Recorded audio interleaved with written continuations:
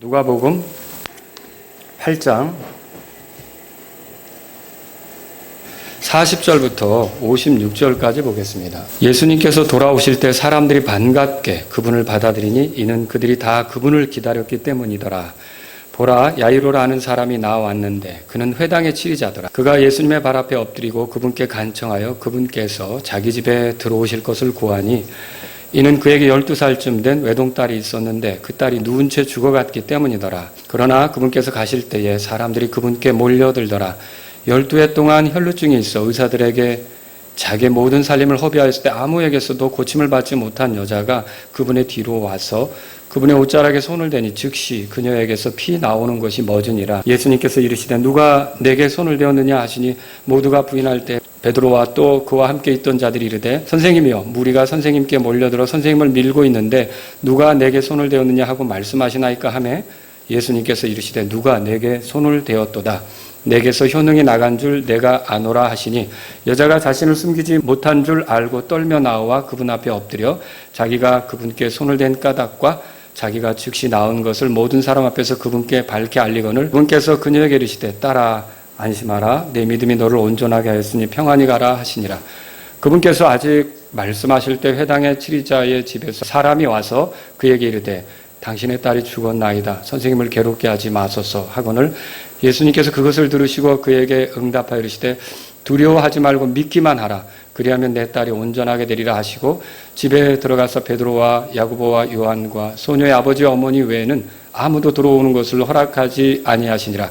모든 사람이 슬피 울며 소녀로 인하여 가슴 아파하였으나 그분께서 이르시되 울지 말라. 그 소녀는 죽지 않았고 잔다 하시니 그들이 소녀가 죽은 것을 알므로 그분을 비웃더라. 자, 우리 54절부터 56절까지 같이 읽겠습니다. 그분께서 그들을 다 내보내시고 소녀의 손을 잡고 불러 이르시되 소녀야 일어나라 하시니 소녀의 영이 돌아와 소녀가 즉시 일어나거늘 그분께서 그녀에게 먹을 것을 주라고 명령하시니라. 소녀의 부모는 놀랐으나 그분께서 그들에게 명하사 그들이 그 이루어진 일을 아무에게도 말하지 못하게 하시니라. 아멘. 자, 오늘 50절에 보시면 예수님께서 이 야이로에게 하신 말씀이 있어요. 믿기만 하라. 이런 제목으로 오늘 말씀을 드리겠습니다. 자, 오늘 오후에는 야이로에 대해서 여러분에게 말씀을 드리려고 합니다. 성경에 나오지만 야이로는 회당의 치리자예요. 근데 이제 오늘 이 본문에 야이로가 등장하는 것은 야이로에게 문제가 생겼기 때문에 여기 이제 등장하게 되었습니다.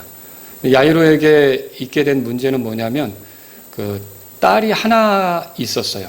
뭐 다른 아들이 있는 것도 아니고 또 다른 딸이 여러 명이 더 있는 것도 아니고 오직 하나의 딸만 있었어요. 그래서 성경에는 외동딸 이렇게 표현하고 있죠. 근데 뭐 이 딸이 오래 산 것도 아니고 12살 정도 살았는데 누워서 죽어가고 있었어요. 그러니까 12살 난 딸 하나밖에 없는 딸, 이 딸이 죽어가고 있었던 것이죠. 근데 뭐 딸이 그때까지 자라는 동안 한 번도 안 아팠겠습니까? 아픈 적이 있었겠죠. 근데 그때마다 잘 회복이 돼서 여기까지 온 거예요. 근데 이번에는 좀 다릅니다. 쉽게 회복될 기미가 보이지 않고 아이가 점점 악화되고 이러다가 그냥 두면 죽을 것으로 보이는 거예요. 그러니까 이 시기에 야이로가 얼마나 절박했을까? 여러분 한번 생각을 해보시면 좋겠어요. 눈에 넣어도 아프지 않을 딸인데 그냥 이대로 가면 그 딸아이의 웃음소리를 더는 못 듣게 되는 거예요. 그리고 그 딸아이하고 이런저런 재미난 얘기도 나누지 못하게 되는 거죠. 그리고 이 딸아이하고 무슨 재미있는 놀이도 또 할 수 없는 거고요. 딸아이하고 같이 이것 좀 먹어봐 라고 같이 음식을 나누면서 보낼 수도 없는 거고요.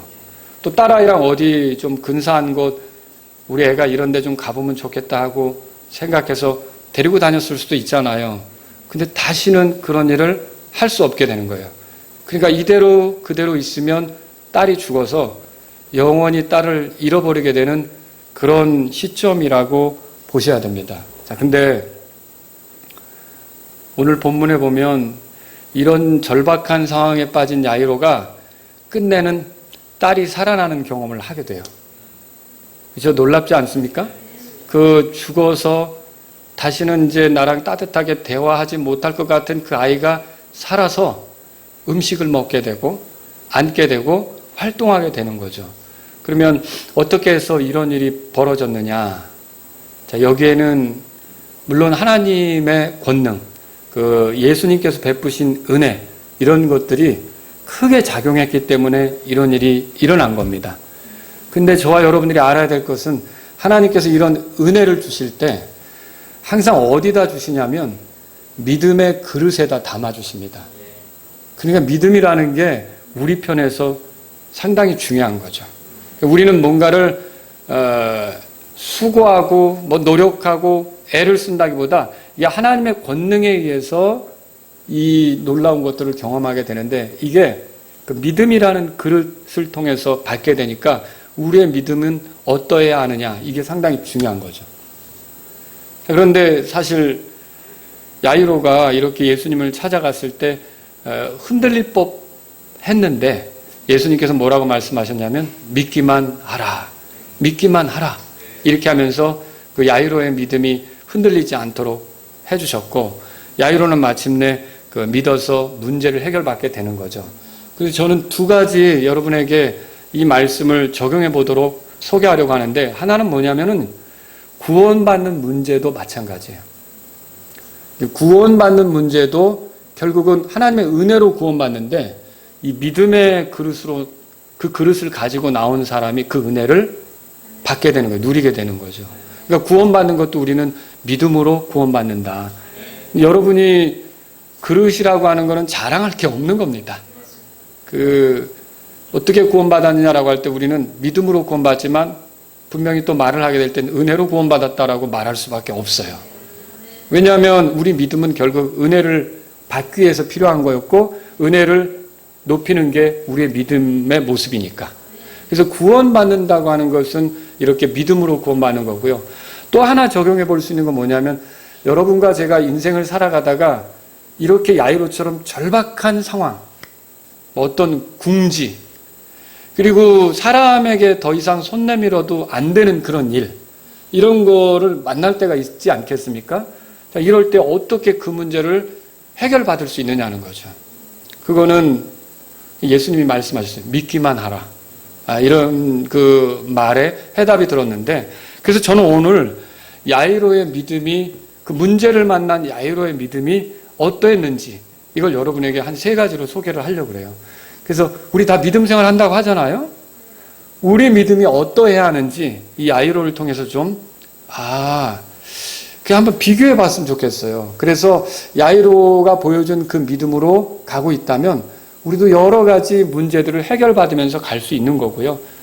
그런데 야이로가 보여준 믿음하고 좀 다르게 이렇게 가고 있다면, 여러분, 그게 우리는 믿음 생활을 한다고 하지만 하나님의 은혜나 권능, 하나님이 우리에게 이제 주시려고 하는 좋은 것들, 이런 문제 해결, 이런 것들에서부터 멀어질 수 있다는 거죠. 그래서 저와 여러분들이 이 믿음의 문제를 오늘 이 말씀을 통해서 점검해 보셨으면 좋겠어요. 자, 그럼 야이로의 믿음이 어떠했느냐 우리가 보려고 하는데, 그 야이로가 가진 믿음은 예수님만 바라보는 믿음이었다는 거죠. 예수님만 바라보는 믿음이었어요.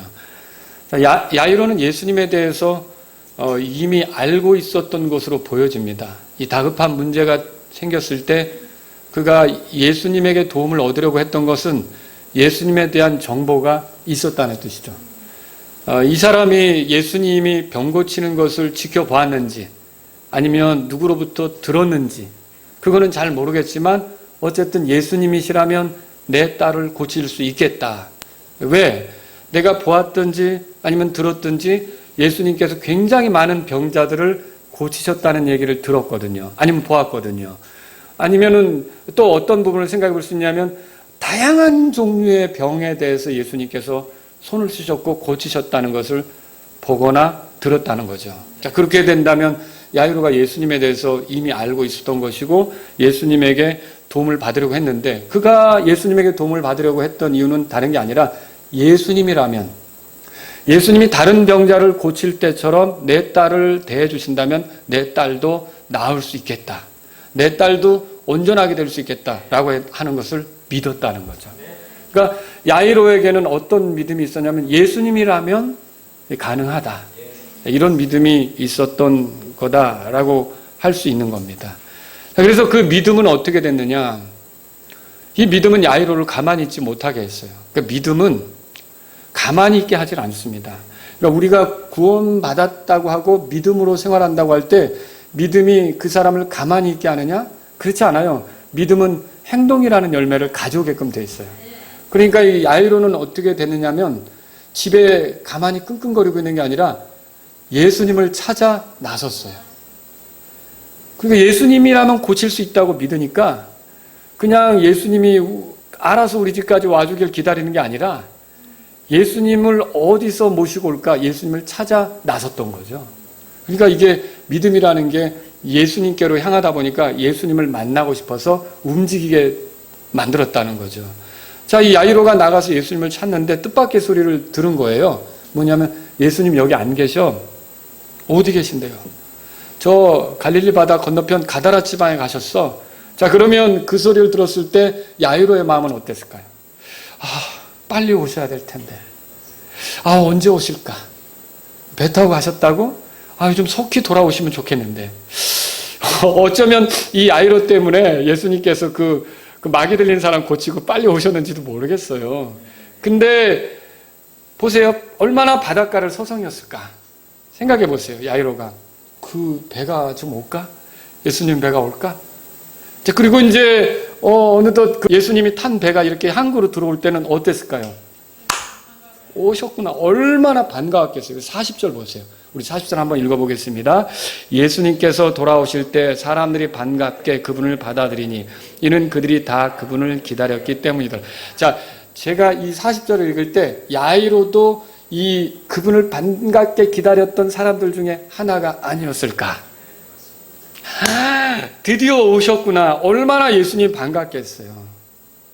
이게 예수님을 믿으니까, 예수님이 해결해 주실 수 있다고 믿으니까 예수님을 기다렸던 거고 예수님이 항구로 들어오는 게 그렇게 반가웠던 것이죠. 자, 이제 딸이 살아날 수 있겠다는 그런 기대, 그런 게 생겼으니까 얼마나 좋겠어요. 그리고 예수님이 아마 그 항구가 반대편으로 왔으니까 가버나움이었다고 보여집니다. 가버나움이 항구 도시거든요. 그 가버나움 항구 도시에 들어왔을 때 야이로는 얌전하지가 못했어요. 그러니까 무슨 말이냐면 자기 순서를 기다리면서 적절한 때, 사실 예수님을 기다렸던 사람이 여기 보니까 되게 많은 걸로 보여지거든요. 뭐 다른 사람들 두루두루 좀 예수님이 은혜를 베푸시고 좀 그리고 괜찮아지면 좀 여유로워지면 그때 내가 모시고 가야겠다. 여러분 그렇게 보이십니까? 이 장면이? 그렇게 안 보여요. 야이로는 지금 굉장히 시급한 거예요.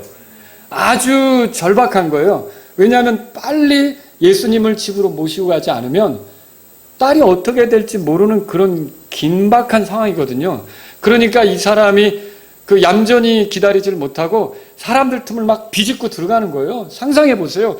그리고 비집고 가서 예수님 발 앞에 그냥 탁 엎드렸어요. 그게 그 다음 구절에 나오죠. 41절 다 같이 한번 읽어보겠습니다. 보라, 야이로라는 사람이 나왔는데 그는 회당의 치리자더라. 그가 예수님의 발 앞에 엎드리고 그분께 간청하여 그분께서 자기 집에 들어오실 것을 구하니. 뭐라고 했겠어요? 예수님, 저에게는요 12살 된 외동딸이 있어요. 근데 이 딸이 죽어가고 있어요. 저희 집으로 오셔서 제발 제 딸을 좀 살려주십시오. 간곡히 부탁드립니다. 간곡히 요청합니다. 예수님 제발 저와 함께 우리 집에 좀 같이 가시죠. 자, 이렇게 예수님에게 매달렸던 것이죠. 이렇게 말할 수 있는 이유가 뭘까요? 다른 데서는 방법이 없다는 거예요. 예수님만이 내 딸을 고칠 수 있다는 거예요. 그러니까 야이로는 자기의 딸이 온전하게 되려면 누가 필요하다고 믿는 겁니까? 예수님이 필요하다고 믿는 거죠. 예수님만이 내 딸을 고칠 수 있다고 믿고 이렇게 매달린 거예요. 자, 여기서 우리가 중요한 걸 정리해야겠어요. 오늘날 우리가 어떤 문제 해결을 위해 이런 방법 저런 방법을 다 써봤을 때 소용이 없는 경우 있잖아요. 자, 그런 경우 가장 최고의 선택은 뭐가 될까? 여러분 더 이상 이리저리 살림을 허비하고 다닐 필요 없이 이제 예수님께 나왔던 혈루증을 앓던 여자처럼, 또 이 야이로가 더 이상 이런저런 의사 집으로 데려가려고 한 게 아니라 예수님이 고쳐줘야겠다라고 생각해서 예수님께 나온 것처럼 여러분과 제가 이런 궁지에 모였을 때 절박하게 찾아야 될 분, 그리고 우리가 나아가야 할 분, 만나야 될 분은 예수님이라는 사실을 기억하시기 바랍니다. 우리 구원도 그래요. 구원도 내가 여기저기서 내 나름의 노력으로 뭔가를 해보려고 애를 쓰면 아직은 멀었어요. 근데 이 방법으로도 내 구원은 안 되겠다. 이렇게 금식해도 내 죄는 용서받지 못하겠다. 이렇게 눈물을 많이 흘려도 내가 깨끗하게 되지는 못하겠다. 내가 이렇게 착한 일을 해도 하늘나라 가는 것은 뭐 근처에도 못 가는 그런 형편이 되겠다. 나에게는 어떤 방법을 써도 소용이 없다. 자, 그리고서 하나님께서 나를 위해 보내신 구원자, 나의 죄 때문에 죽으시고 부활하신 분, 십자가에 못 박혀서 그 피로 나를 죄에서 깨끗하게 하시는 분, 내가 그분을 의지하면 살아계셔서 나를 끝까지 구원으로 인도하실 분, 그 예수님만이 나를 구원하신다라고 믿고 그냥 그분에 대한 믿음으로 나오면 그 사람은 구원받습니다. 그러니까 내 힘, 내 노력 이런 것들은 다 소용없다. 내가 구하는 방법은 다 끝났다. 그래서 우리의 방법이 끝난 자리, 그리고 예수님을 의지하게 될 때 거기에서 놀라운 구원의 역사가 일어나는 거죠. 마찬가지로 우리가 더는 어떻게 할 수 없을 때, 코너에 몰렸을 때 예수님만이 이 문제를 해결해 주실 수 있다라고 생각하고 예수님께 나아가는 그 믿음 앞에 주님께서 굉장한 호의를 베푸실 수 있다는 거죠. 우리가 지금 성경 읽어보면 예수님이 이런 야이로하고 같이 가겠다고, 그래? 가자! 라고 야이로하고 함께 가는 게 나오거든요. 그럼 그렇지 않습니까? 그 밑에 보세요. 우리 같이 읽어보겠습니다. 42절. 40을 다 같이 읽겠습니다. 이는 그에게 12살쯤 된 외동딸이 있었는데 그 딸이 누운 채 죽어갔기 때문이라. 그러나 그분께서 가실 때 사람들이 그분께 몰려들더라. 자, 그분께서 가실 때 그러면 뭐 어디로 가느냐라고 하면 야이로의 집으로 지금 가고 있는 거란 말이죠. 자, 야이로는 이 절박한 문제를 예수님께 가져갔던 거예요. 어떤 문제가 여러분과 저를 예수님께로 인도한다면 그 문제 자체가 꼭 나쁜 것만은 아니에요. 잘 들으세요. 기도하지 않던 사람이 어떤 문제가 생겨서 기도하기 시작해요. 그 문제가 좋은 겁니다. 왜냐하면 그 문제 때문에 내가 기도하게 됐으니까. 그 우리는 문제를 당장 불편하고 힘들게 생각할 수 있거든요. 여러분 가만히 보세요. 편하면, 저하고 여러분은 저만 그러는지 모르겠지만 솔직히 편하면 별로 주님 안 찾으려고 하는 속성이 있어요. 그건 목사님 얘기고요. 그런 표정인 것 같은데. 정말 우리가 좀 편하고 아무런 문제가 없으면 주님 찾는데 둔해진다니까요. 그렇지 않습니까? 이게 예수님을 부르는데 둔감해지는 거예요. 근데 어떤 문제가 딱 주어지면 그때부터 이제 머리가 복잡해지고 신경이 쓰이고 이걸 어떻게 해결할까 하다가 결국 우리는 믿는 사람이니까 어떻게 해요? 네, 주님 앞에 주님 제가 지금 어렵게 됐습니다 라고 하잖아요. 그러면 그 문제가 여러분과 저를 주님께 더 가깝게 하는 거니까 좋은 거라는 거죠. 문제를 우리가 꼭 나쁘게만 생각할 게 아니라는 거예요. 어떤 문제가 우리에게 왔을 때 그 문제가 나로 하여금 주님을 찾게 만든다. 주님께 향하게 만든다. 내가 믿는 주님을 의지하게 만든다. 그러면 그 문제는 진짜 좋은 거예요. 그게 어떻게 보면 은혜의 보작이에요. 은혜의 보작이라는 게 뭐냐면 그게 문제로 왔는데 그걸 흘러보면 은혜가 들은 것처럼 여러분 그런 거예요. 우리가 그 문제로 끙끙거리지만 주님을 의지하면 주님이 나를 가까이 대하시는 그 은혜를 내가 누릴 수 있다는 거죠. 그러니까 여러분과 제가 문제를 만났을 때 그냥 절망만 할 게 아니라 그걸로 인해 그 주님을 가깝게 하는 기회로 주님께 믿음으로 나아가는 기회로 삼으실 수 있기를 바랍니다. 야이로는 이렇게 할 때 야이로의 위치가 회당의 치리자거든요. 치리자예요, 치리자. 다른 본문에는 이제 치리자라고도 돼 있고 그런데 근데 이럴 때 야이로가 예수님께 나아가는데 그래도 내가 회당의 치리자인데 체면이 있지. 사람들이 나를 알아볼 텐데 회당의 치리자면 유대인들은 다 알아보는 거죠. 왜냐면 유대인들은 회당에서 모이니까. 근데 내가 그래도 회당에서 어른인데 어떻게 저렇게 저 젊은 사람한테 엎드릴까? 여러분 그런 게 있어요? 없어요. 여러분 믿음은 뭡니까? 믿음에는요 자기 체면이 없어요. 그러니까 주님을 구하는데 체면 같은 거를 따지지 않아요. 자존심이요? 자존심도 없는 거예요. 믿음은 그저 바짝 엎드려서 살려주세요. 나 좀 도와주세요. 주님이 필요합니다. 여러분 이렇게 예수님에게 그렇게 나가는 것이 믿음이라는 거죠. 그러니까 야이로의 믿음이 뭐예요? 야이로의 믿음이라는 건 예수님만 바라고 나아갔던 믿음이다. 우리가 그렇게 정리할 수 있는 거죠. 그래서 오늘 제가 첫 번째로 여러분에게 말씀드리는 건 뭐냐면 우리에게 어떤 문제가 있다면 구원받지 못한 사람은 예수님께 나가야 돼요. 해답이 예수님에게 있으니까. 근데 우리가 구원받았어도요. 구원의 문제만 예수님께 해답을 얻고 끝나는 게 아니라 우리의 삶의 모든 문제를 예수님이 건드려 주실 수 있다고 믿으십니까? 우리는 문제가 생겼을 때마다 낭망하고 절망하고 이럴 게 아니라 예수님께로 나아가야 된다는 거죠. 그러면 그 문제가 오히려 여러분과 저를 예수님하고 가깝게 했기 때문에 좋은 겁니다. 그렇게 생각하시면 좋겠습니다. 두 번째로 말씀드릴게요. 야이로의 믿음은 어떤 믿음이냐면요. 이게 이제 야이로의 믿음을 가만히 보면 불평하지 않는 믿음이에요. 불평하지 않는 믿음. 자, 야이로는 지금 의도한 게 뭐냐면 최선을 다해서 어떻게 해서든지 예수님을 빨리 집으로 모셔가자 그거예요. 그러니까 어떻게 해서든 집으로 예수님을 빨리 모셔가는 게 야이로에게는 필요한 일이에요. 왜 그래요? 집에 있는 딸이 죽어가고 있잖아요. 그 골든타임이라는 게 있을 수 있는 거죠. 자, 우리가 갑자기 쓰러져서 숨을 쉬지 못하는 사람 만났을 때 그게 한 4분 30초 이 정도가 골든타임이라고 하더라고요. 그때 깨나야 되는데 10분이 가고 15분이 가면 그 사람이 목숨을 부지하더라도 어딘가 크게 망가지고 고장이 날 수 있는 거예요. 그런 것처럼 이렇게 야이로의 딸의 경우도 지금 어떻게 보면 골든타임과 같은 시간을 보내고 있을 수 있는 거죠. 그러니까 어떻게 해서든지 빨리 예수님을 모시고 가려고 하는 게 야이로의 계획이란 말이에요. 그렇게 해서 예수님을 모시고 가는데 이제 내 딸은 살았다. 우리 딸아 좀 기다려라. 내가 예수님을 모시고 가니까 너 살 수 있다. 이렇게 하면서 얼마나 들떠서 기분 좋게 가고 있었겠어요. 그죠? 주님 가시죠 하고 막 이렇게 모시고 갈 거 아닙니까? 근데 갑자기 예수님이 가시다가 탁 멈추 서신 거예요. 가야 되는데 예수님이 멈춰 서신 거죠. 그러더니 멈췄을 뿐만 아니라 뒤를 돌아다 보시고 누가 내게 손을 댔지? 라고 물은 거예요.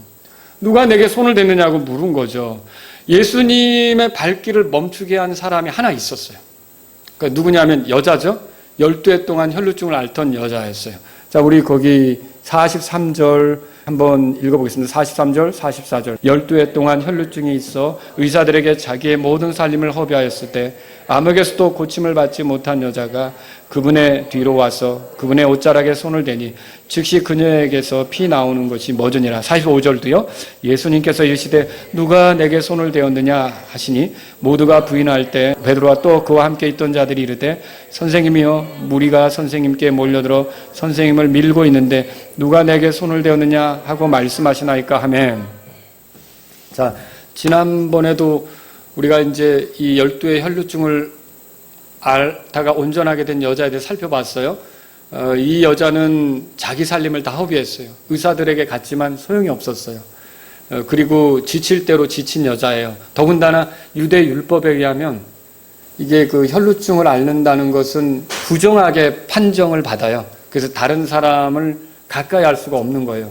그러니까 가족들 안에서도 이렇게 격리되어서 지낸다 이렇게 볼 수 있는 거죠. 근데 이 누구도 가까이 할 수 없는 그 여자가 의도를 가지고 예수님께 나아간 거거든요.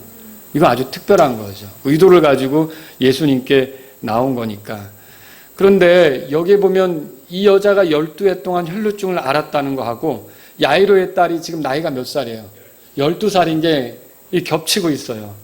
뭔가 예수님이 이 야이로에게 뭔가를 가르치려고 하는 것처럼 보인단 말이죠. 여러분, 야이로의 딸에게 예수님이 필요했다면 12의 혈루증을 앓던 여자에게도 예수님이 필요한 거 아닙니까? 야이로는 당당하게 예수님을 모시고 가고 있지만 이 12해 동안 혈루증을 앓던 여자는 당당함은 없었어요. 그냥 몰래 와서 살짝 그 옷가에 손을 건드리고 싶었던 그 마음뿐이었던 거죠. 근데 이런 광경을 지켜보면서 야이로가 뭘 배울 수 있을까요?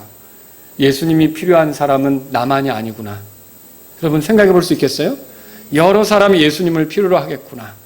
그리고 참 나보다 더 어려운 처지에 있는 사람도 있겠구나.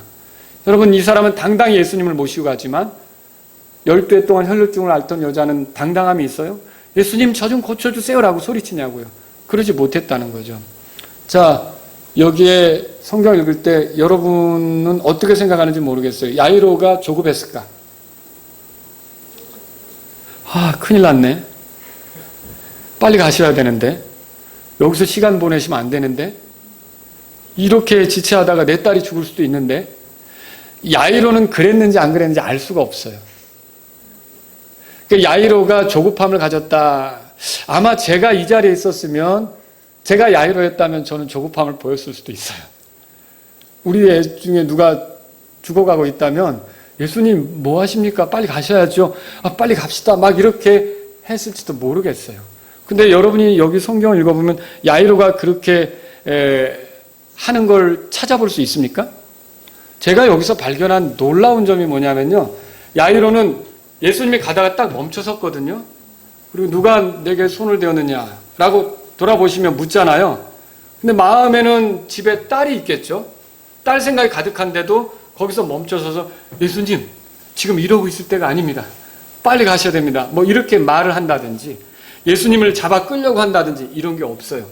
그냥 예수님을 지켜보고 있다는 거죠. 그리고 예수님과 그 여자 사이에 일어나는 일을 이렇게 지켜보고 있다는 거죠.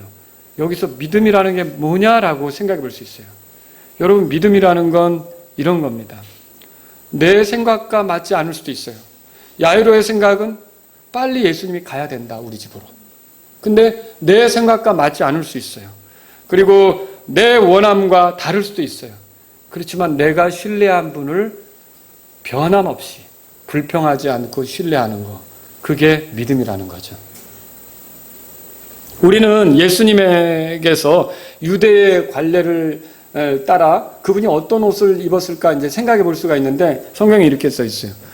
민수기 15장 37절 38절입니다. 주께서 모세에게 말씀하여 이르시되 이스라엘 자손에게 말하고 그들에게 명령하여 그들이 대대로 그들의 의복들 단에 술을 만들고 청색끈을 그 단에 술에 붙이게 하라.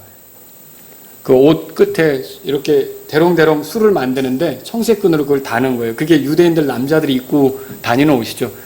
어쩌면 이 여자가 옷가에 손을 댄다고 했는데 그 술을 건드렸을 수도 있어요. 근데 어쨌든 그렇게 건드렸을 때 예수님이 멈춰 서셨거든요. 자, 여기서 중요한 게 뭐냐면요. 45절에 거기 보면 예수님께서 이르시되 누가 내게 손을 대었느냐 그렇게 물었죠. 여기 누가는 누구냐를 묻는 거예요. 그러니까 영어로 보시면 누구냐, 누가 나 건드렸어 이렇게 묻는 거예요. 46절 다 같이 읽겠습니다.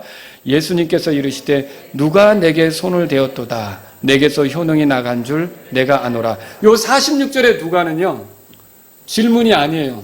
영어 성경에 보시면요 somebody, 아까는 who, 누가 나를 건드렸느냐 그거라면 지금은 누군가 나를 건드렸다. 어떤 나를 건든 한 사람이 있다. 나를 건든 그 사람이 있다. 따로 있다. 그 사람은 따로 있다. 이렇게 콕 집어서 말씀하시는 거라는 거죠. 그럼 많은 사람이 예수님의 몸에 손이 닿겠죠. 어깨도 닿았을 수 있어요. 막 이리 밀치고 저리 밀치는데. 근데 예수님을 건드린 사람은 굉장히 많은 것 같은데 능력, 효능은 한 사람에게만 넘어갔어요. 그 사람을 지금 예수님이 찾고 있는 거예요. 그 효능을 넘겨받은 사람을 찾고 있는 거예요. 그 예수님이 권능을 베푸신 그 대상, 예수님에게서 권능이 나간 그 사람을 찾고 있는 거죠. 그 사람은 누구였어요? 혈루증을 앓던 그 여자였던 거죠. 이 여자가 자기를 밝혔어요. 그러자 예수님 뭐라고 말씀하십니까? 자, 47절, 48절 다 같이 읽겠습니다. 여자가 자신을 숨기지 못한 줄 알고 떨며 나와 그분 앞에 엎드려 자기가 그분께 손을 댄 까닭과 자기가 즉시 나은 것을 모든 사람 앞에서 그분께 밝히 알리거늘 그분께서 그녀에게 이르시되 딸아 안심하라 내 믿음이 너를 온전하게 하였으니 평안히 가라 하시니라. 예수님은 여기서 뭘 드러내고 싶으셨냐면 그 여자의 믿음을 드러내고 싶으셨던 거예요. 믿음을 가르치고 싶었던 거예요. 다른 사람들에게 그 믿음이 필요하다는 것을 가르치고 싶었던 거예요. 특히 누구에게 이 믿음을 가르치고 싶었냐면 야이로에게도 믿음에 대해서 가르치고 싶었던 거죠. 결국 이 혈루증을 앓던 여자가 온전케 된 것은 예수님을 믿었기 때문 아닙니까? 이 여자도 믿음으로 이렇게 고침받은 거예요. 그녀의 믿음은 준비된 그릇이었고 예수님의 효능은 그 그릇에 들어가 버린 거예요. 그 그릇에 담겨진 거죠. 여러분 이거예요. 오늘날도 많은 사람이 예수님께 나와요. 지금 여러분과 제가 이렇게 주님께 경배하러 오는 겁니다. 우리가 주님께 경배하러 나간단 말이죠. 많은 사람이 이렇게 예수님을 상대하고 있어요. 그런데 여기서 말씀을 통해 효능을 입고 권능을 경험하고 문제를 해결받는 사람은 따로 있어요. 그러니까 모두가 다 그 경험을 하는 건 아니라는 거죠. 여러분 보세요. 우리가 지금 신앙생활한 걸 돌아보세요. 어느 날 내가 굉장한 은혜를 입고 마음이 뜨거워지고 죄에서 돌이키고 주님께 헌신할 마음이 생기고 정말 이전과 같이 살면 안 되겠다라고 새로운 마음을 갖게 되고 이런 순간도 있고요. 어느 날은 그냥 교회 왔어요. 다른 사람들과 어울려 찬송을 부르고 다른 사람들과 어울려 예수님께 향하고 다른 사람들과 어울려 같이 헌금도 드리고 이렇게 하지만 그냥 아무 일 없이 지나가는 때도 있단 말이죠. 자, 여기에 무슨 차이가 있는 겁니까? 오늘 본문이 보여주지 않아요? 예수님 주위로 몰려드는 사람이 많았어요.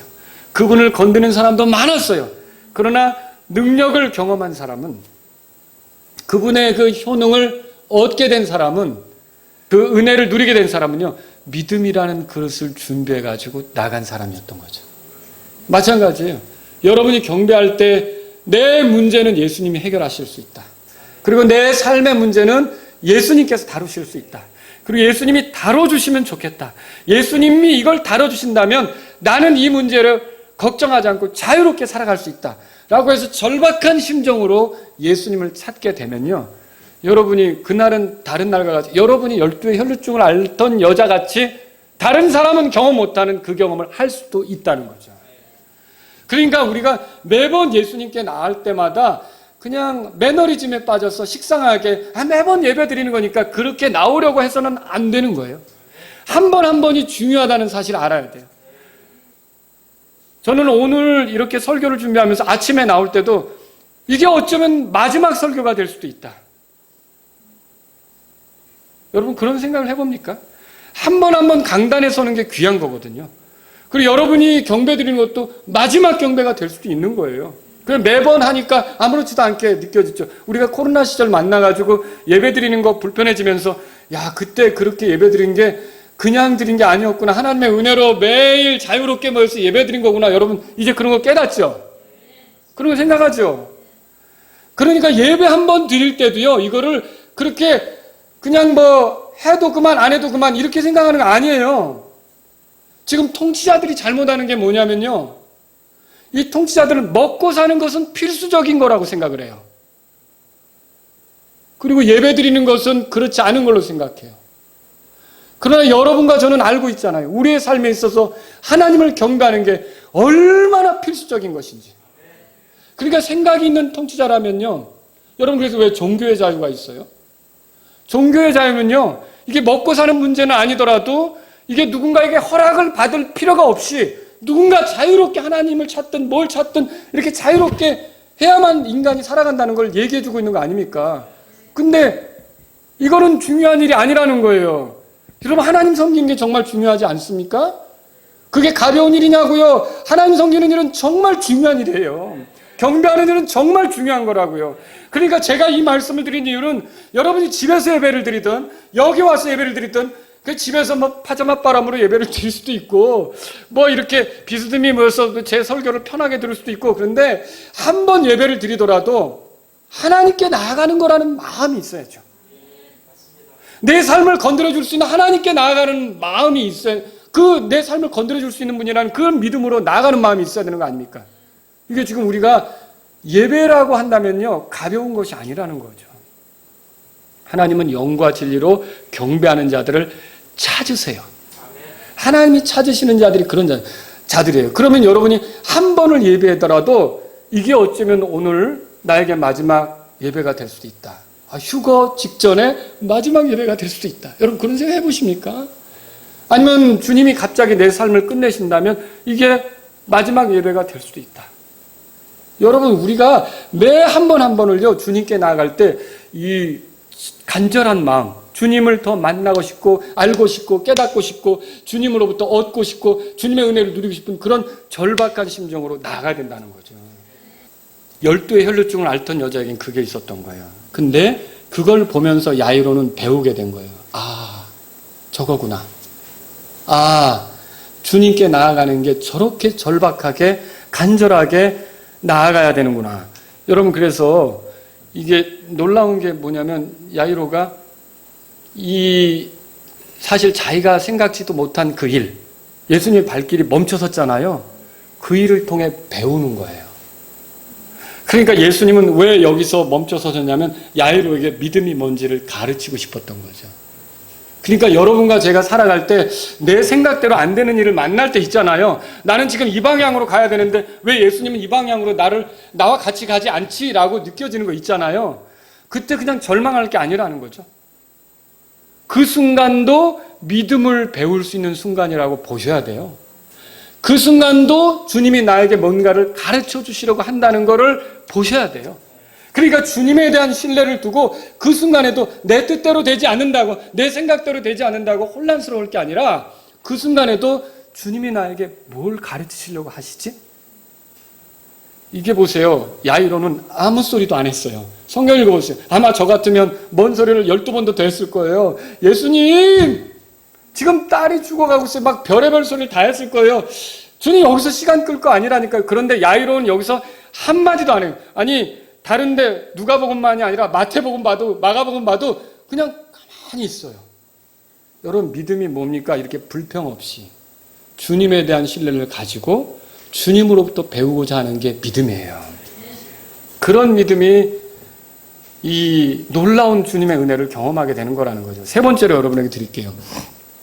세 번째로 뭐냐면요, 이 야이로의 믿음이 어떠했냐면요, 포기하지 않았던 거예요.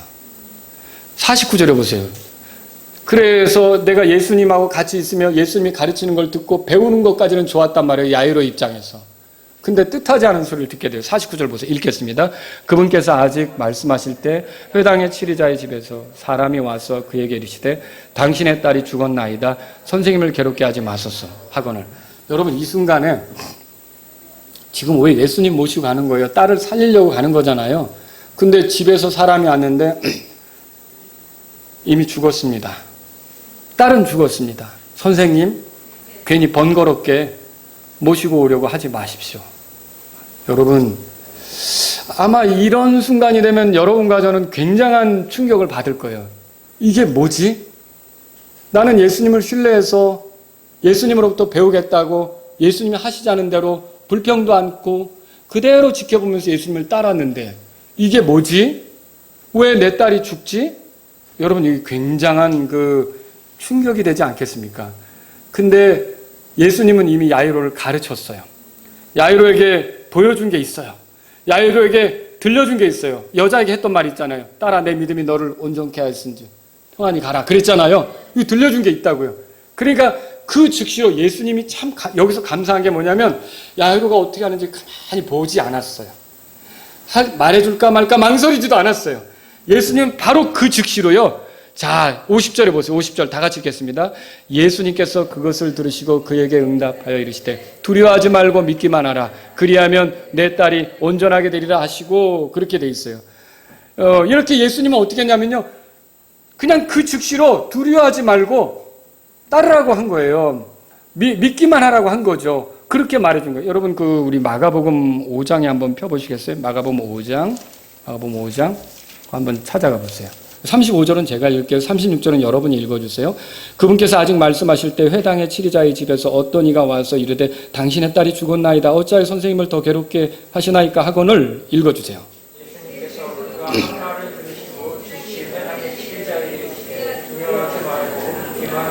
여기서 중요한 게 즉시예요. 예수님께서는 즉시로 야이로가 확신을 갖도록 말해주신 거예요. 뭐라 그러냐면 믿기만 하라. 그리하면 내 딸이 온전하게 되리라. 요게 대상은 달라졌어요. 여자가 믿었고 여자가 온전하게 된 게 앞에 써 있죠. 12혈루증을 앓던 여자가 믿었고 여자가 온전하게 됐잖아요. 근데 여기서는 뭐죠? 이 야이로에게 네가 믿으면 네 딸이 온전하게 된다라고 똑같은 형식으로 말씀했어요. 공식이 같은 거예요. 여기서는 믿으면 온전하게 된다라고 하는 해답을 주는 거죠. 자, 이렇게 했을 때 야이로가 어떻게 했습니까? 자, 누가복음 8장 50 읽겠습니다. 집에 들어가서 베드로와 야고보와 요한과 소녀의 아버지와 어머니 외에는 아무도 들어오는 것을 허락하지 아니하시니라. 집에 들어가서 그랬어요. 그러면 이게 무슨 말이냐면 영어 성경에는 이제 그분이 그 집으로 들어갔다 그렇게 써 있어요. 그러니까 예수님이 들어간 거죠. 그러면 예수님을 집까지 모셔온 겁니까? 아니, 죽었는데 모셔온 거예요.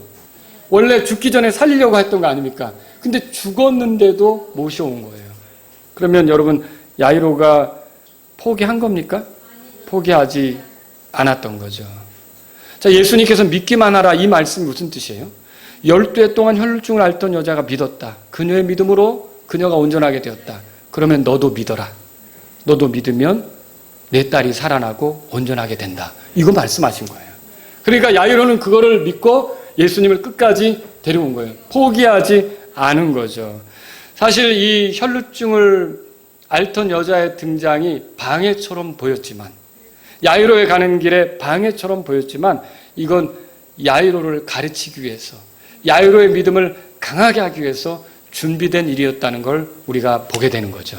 그래서 삽입된 것을 보게 되는 거죠. 그래서 여기 오늘날 우리가 생각해 볼 게 뭐예요? 우리가 어떤 방향으로 주님과 함께 가려는데 예기치 못한 일이 일어났을 때, 우리의 어떤 일을 방해하는 것처럼 보이는 일이 일어났을 때 우리는 그것 때문에 힘들어할 게 아니라 주님이 나에게 뭔가를 가르치려 하고 있다고 배우려고 해야 된다는 거죠. 배우려고 해야 되는 거예요.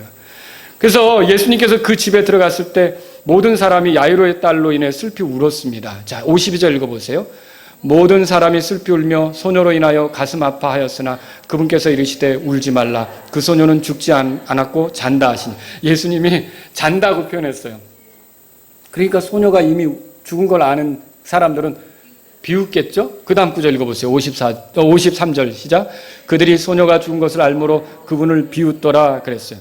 예수님은 이 비웃는 사람들을 다 내보내셨어요. 자, 그런데 여기서 야이로의 태도를 보세요. 그들도 내 집에 온 손님인데 붙잡아야 되는 거 아닌가? 예수님 왜 그 사람들을 내쫓으세요?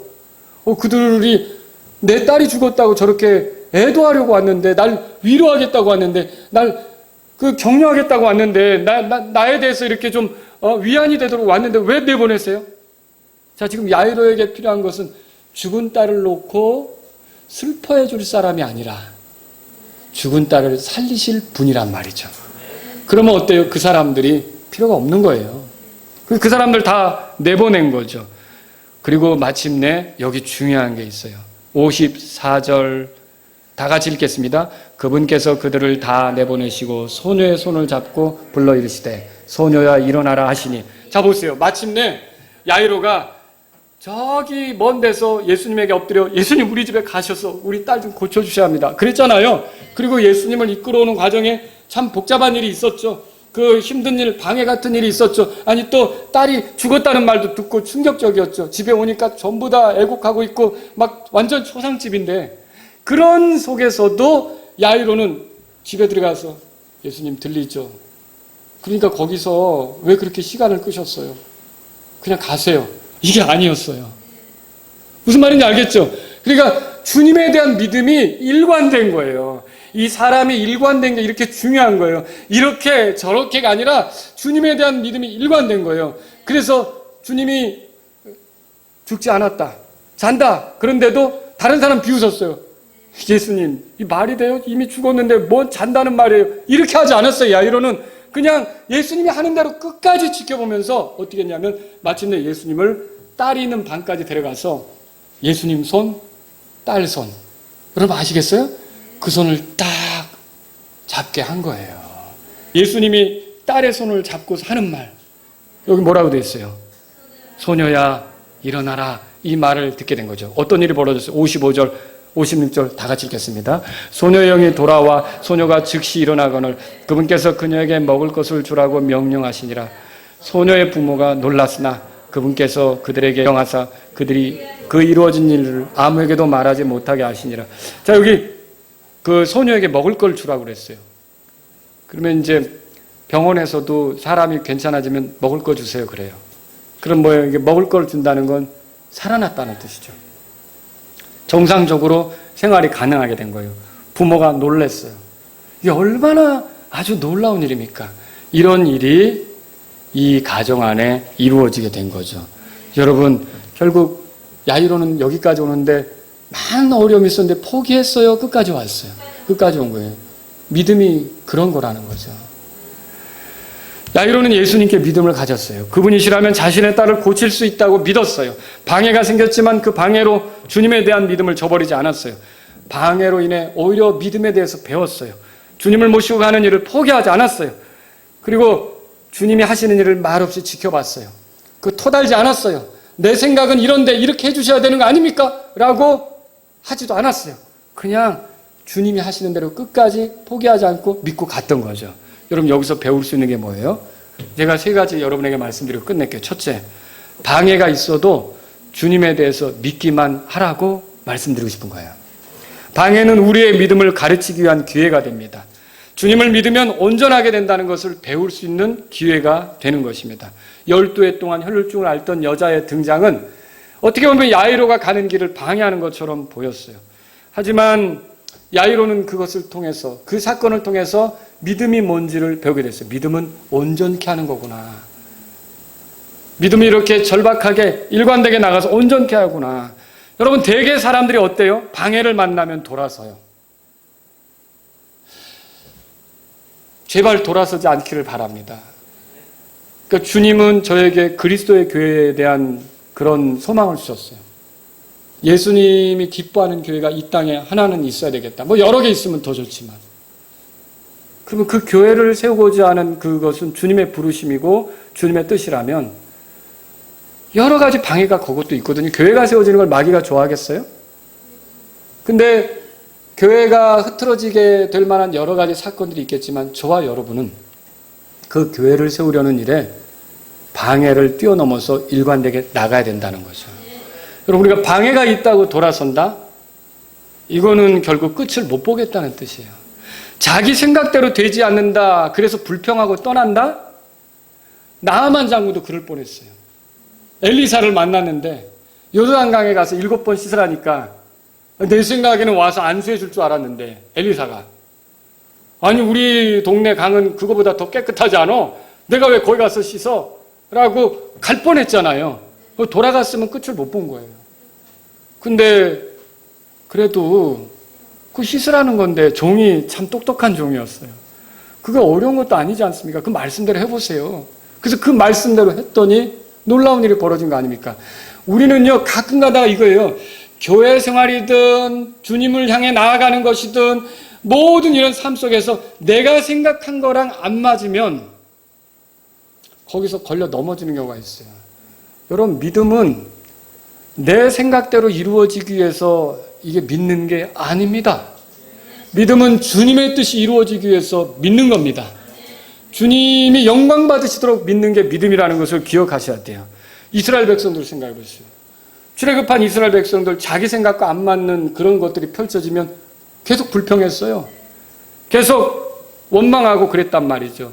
그러면 그 사람들 중에 주님이 상속지로 주기로 한 가나안 땅을 상속받은 사람이 있어요? 그 사람들, 불평한 사람들은 없는 거예요. 온전히 믿었던 여호수아하고 갈렙만 그 땅을 얻었던 거죠. 그러니까 여러분과 제가 믿음으로 나아가는 과정에서 방해가 생겼다고 해서 이건 반드시 내가 주님을 의지해서 나아가야 될 방향이라면 여러분 돌아서지 마십시오. 거기서 포기하지 말란 말이죠. 방해가 있어도 주님에 대해서 믿기만 하라고 말씀드리는 거예요. 두 번째, 포기하지 말고 믿기만 하라고 말씀드리는 거예요. 다수를 뚫고 주님 발 앞에 엎드린 야이로를 보세요. 주님 발이 멈춰 섰을 때 그분을 보며 배우는 야이로를 보세요. 딸이 죽었다는 소식 앞에서도 흔들리지 않고 주님을 바라보고 있는 야이로를 보세요.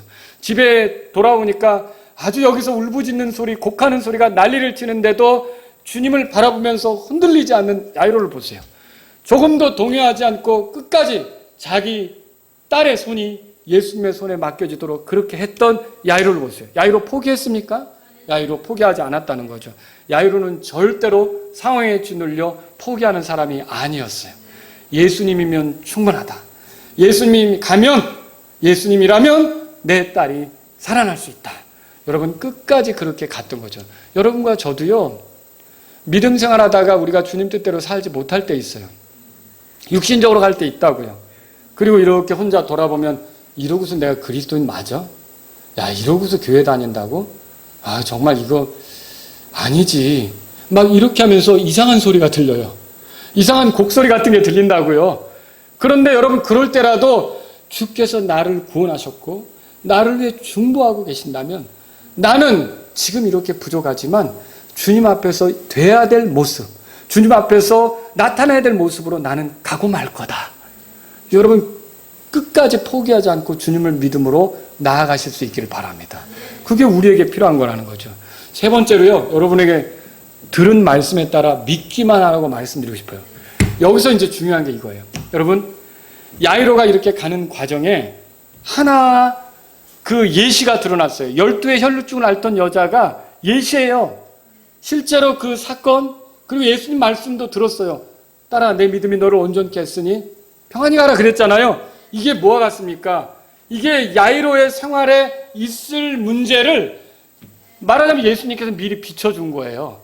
근데 야이로는 그걸 경험하고서 그것과 자기 삶을 별개로 가져간 게 아니라 그 문제를 보았잖아요. 예수님을 통해 경험했잖아요. 예수님 말씀을 들었잖아요. 그러면 그 들은 것, 경험한 것을 자기 삶으로 가져온 거예요.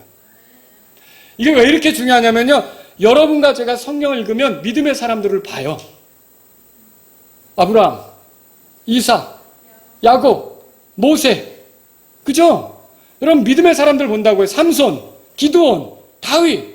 근데 이런 믿음의 사람들의 얘기를 우리가 읽으면 크게 도전받잖아요. 용기를 얻잖아요. 그러면 그 이야기는 그 읽을 때 거기서 끝나면 안 된다는 거예요. 그 이야기는 우리의 삶으로 가져와야 되는 거예요.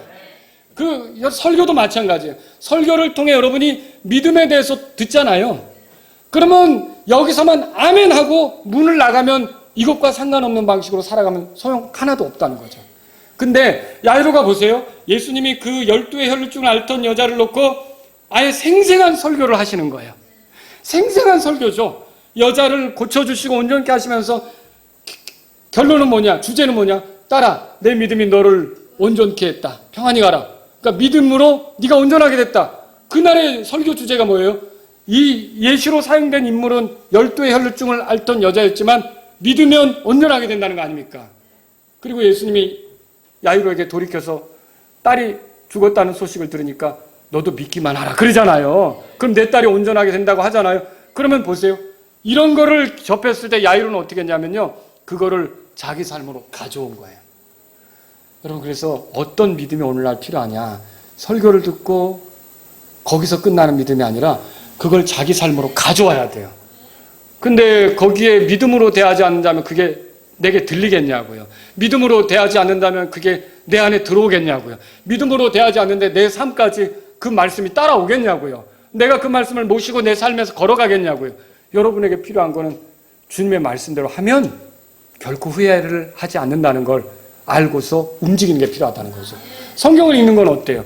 그냥 여기서 읽다가 끝나는 건 소용없어요. 근데 이거를 읽고서 아브라함이 이랬다면 나도 이렇게 해봐야겠다. 이삭이 이랬다면 나도 이렇게 해봐야겠다. 기드온이 이랬다면 나도 이렇게 해봐야겠다. 히스기야가 이렇게 주님 앞에 부르짖으면서 나갔다면 나도 주님께 부르짖으며 나가야겠다.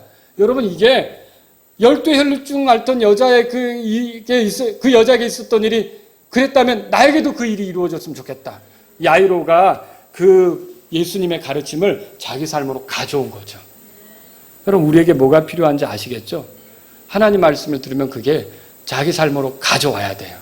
여러분이 여기를 나갈 때 그 들었던 말씀 지금 아멘 하셨잖아요. 이 아멘 한 말씀도 같이 가져가셔야 돼요. 그래서 내 삶에 그런 문제가 부딪혔을 때 내가 그 말씀을 똑같이 그 설교에서 들은 인물들과 같이 똑같이 내 삶에서 그 말씀대로 하는 거예요. 그러면 여러분이 그 아브라함에게 역사했던 하나님, 이삭에게 역사했던 하나님, 모세에게 역사했던 하나님, 히스기야에게 역사했던 하나님이 오늘 내 삶에도 역사하는 걸 믿으시기 바랍니다. 그 하나님은 돌아가시지 않았어요. 그 하나님은 주무시고 계시지 않아요. 그 하나님은 지금도 일하시려고 해요. 근데 자신의 권능을 믿음의 그릇에 쏟아부어 주려고 하는 거죠. 왜 성경이 믿음의 책입니까? 이걸 읽고 믿음을 갖고 믿음의 그릇을 내밀라고 하는 것이죠. 이 믿음의 그릇을 내밀 때 지금도 살아계신 하나님이 여러분에게 놀라운 권능을 베풀어 줄 걸 믿으시란 말이죠. 기도하겠습니다. 오늘 이 말씀을 들으신 여러분 가운데 하나님, 제가 믿음으로 인생을 살기를 원합니다. 예수님만 바라는 믿음으로 나아가기를 원합니다. 하나님, 제가 내가 생각하지 않은 상황이 벌어질 때 낙심하기보다는 그 상황을 통해서 배우기를 원합니다. 믿음에 대해서 배우기를 원합니다. 그런 분이 있다면 기도하십시오. 하나님, 제가 이 믿음의 삶에서 포기하지 않기를 원합니다. 주님이 주신 믿음에 대해서는 끝까지 나아가기를 원합니다. 이런 분이 있다면 기도하십시오. 하나님, 제가 들었던 말씀, 또 내가 읽었던 말씀, 이게 내 삶으로 들어오기를 원합니다. 그냥 읽은 걸로 끝나고 듣는 걸로 끝나는 게 아니라 내 삶으로 들어와서 내 삶을 변화시키는 놀라운 결과가 있기를 원합니다. 여러분, 이런 분이 있다면 오늘 기도하시기 바랍니다.